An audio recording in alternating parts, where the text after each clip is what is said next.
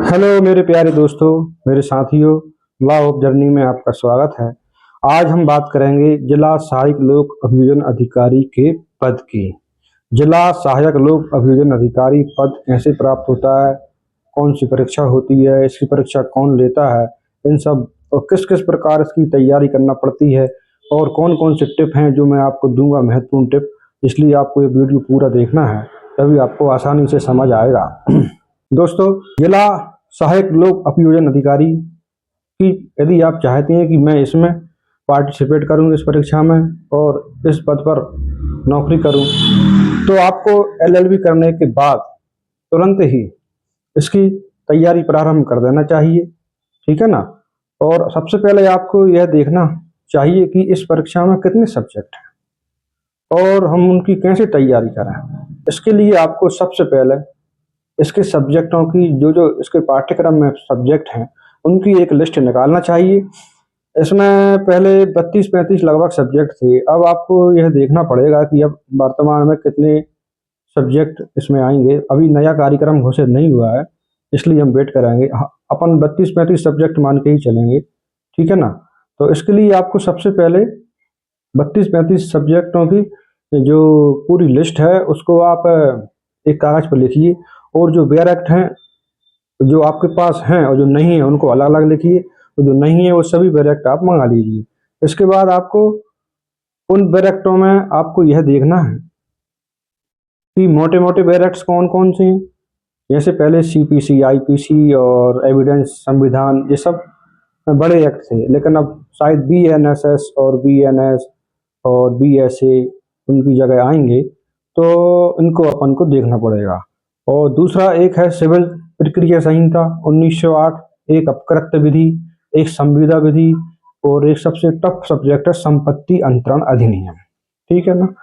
तो मेरा इसमें ऐसा सुझाव है, यदि आप अभियोजन अधिकारी की परीक्षा की तैयारी कर रहे हैं तो सबसे पहले अपन को टफ सब्जेक्टों को लेना चाहिए। तो इसके लिए आप सबसे पहले सिविल प्रक्रिया संहिता की तैयारी करें, उसकी एक एक धारा आप पढ़ें। इसके पश्चात उसमें आदेश और नियम भी दिए गए हैं, उनके आदेश नियम भी पढ़ें, क्योंकि वस्तुनिष्ठ परीक्षा होती है। एक क्वेश्चन होता है, 4 आंसर होते हैं, आपको एक सही लगाना है, और यदि आपने गलती से एक भी गलत लगा दिया तो आपका सही में से 1 नंबर कट जाएगा। ये एक बहुत बड़ा पॉइंट ऑफ व्यू है, इसको आप हल्के में मत लेना, क्योंकि यदि एक बार 1 नंबर सही सही आपने 10 कर दिए और 5 गलत कर दिए तो आपके सही में से 5 नंबर चले जाएंगे। ठीक है ना।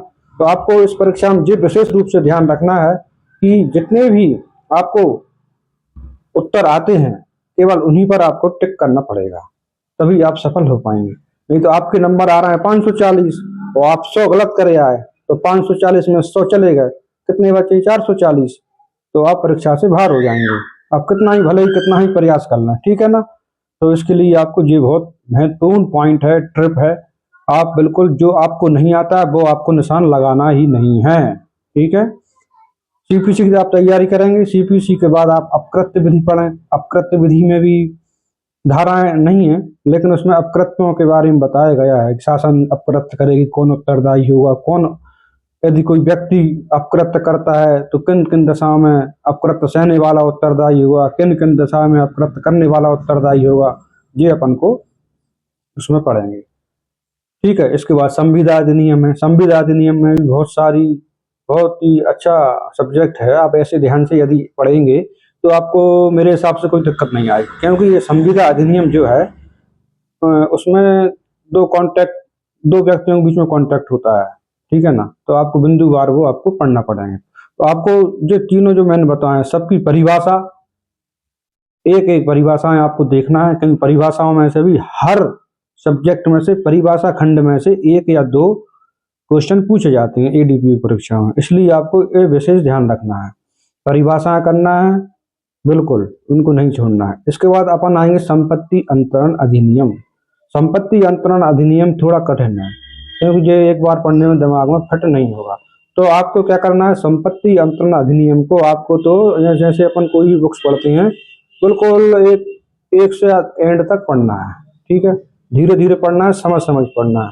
इसके बाद आप 2-3 बार यदि इसको पढ़ लेंगे तो ये आपको समझ में आने लगेगी। जैसे दूसरा एक तरीका ये भी है, आप उसे इसकी जो सेक्शन है उनको सब खंडों में तोड़ तोड़ के पढ़ें, ठीक है ना। तो ये तो हो गए अपने कठिन सब्जेक्ट। अब इसके बाद आता है संविधान। संविधान एक बहुत ही प्यारा सब्जेक्ट है। आप ऐसे यदि ऐसे पढ़ेंगे तो ये आपके जीवन में बहुत काम आएगा। ये बिल्कुल भी कठिन नहीं है। संविधान आप एक दो बार पढ़ लेंगे तो आपको बिल्कुल दिमाग में फिट हो जाएगा, ठीक है। अब क्या हुआ, अब जैसे और इनके बाद किसका नंबर आएगा, इसके बाद जैसे अपनी BNSS 2023, BNS 2023, BSc 2023 क्रिमिनल के सब्जेक्ट हैं।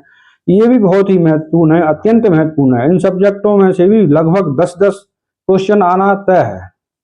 और ये सब्जेक्ट आप ये मान लो यदि आपने इन पर कमांड कर ली, इनके क्वेश्चन बिल्कुल आपके सही चले ही जाएंगे और ये आपके लिए बहुत लाभदायक रहेंगे परीक्षा देने के लिए, ठीक है। तो इसका अपने विशेष ध्यान रखना है, ठीक है।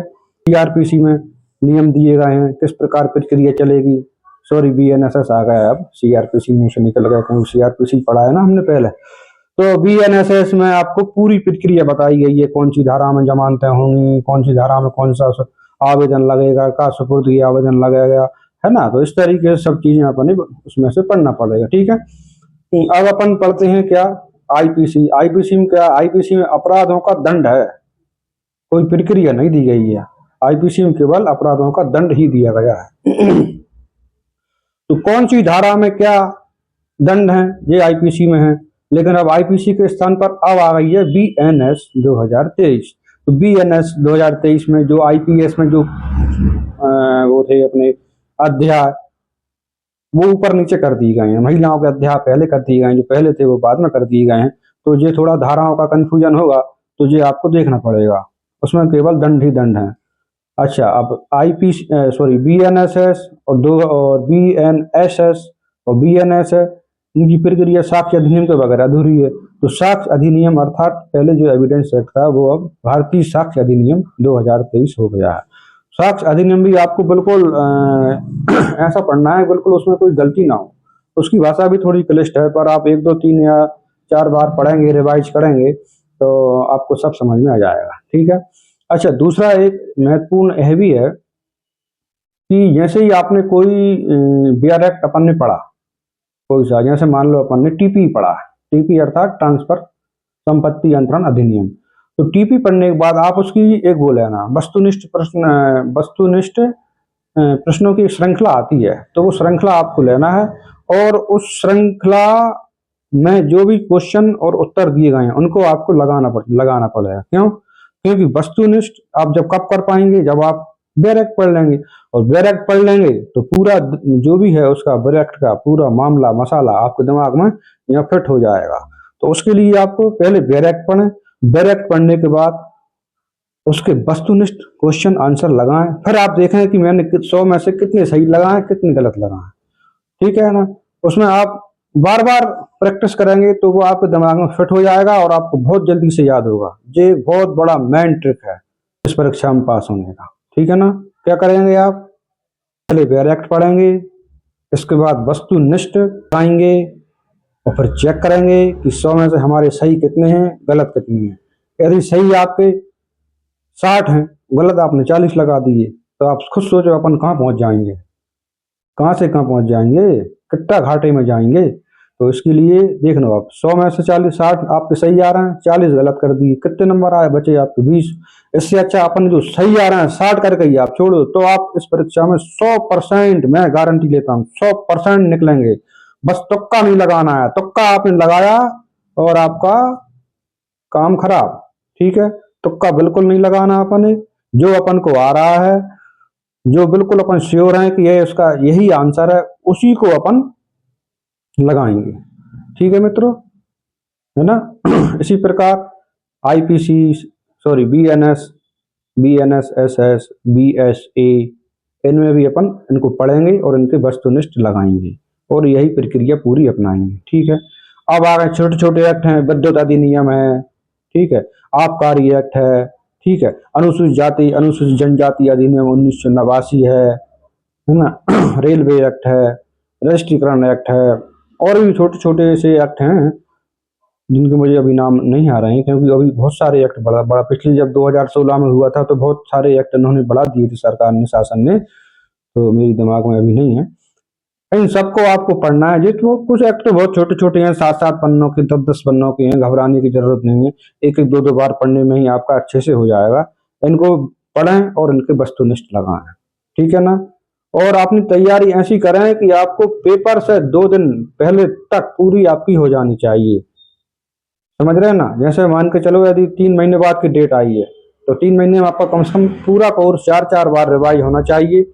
और पेपर से 1 दिन पहले तक आपका सब काम हो जाना चाहिए। पेपर के 1 दिन पहले अपने कुछ भी नहीं पढ़ना है, कुछ भी नहीं, बिल्कुल। तो बिल्कुल नो टेंशन रहना है, बिल्कुल ऐसे सोना है कि कल बस सुबह कल पेपर ही देने जाना है, ठीक है। तो ये बहुत महत्वपूर्ण ट्रिप है जो मैंने आपको बताई है। और पेपर हॉल में भी अपन को बिल्कुल टेंशन नहीं लेना है। बढ़िया आप पेपर हॉल में जाएंगे, OMR सीट मिलेगी, उसको फिल करेंगे, ठीक है।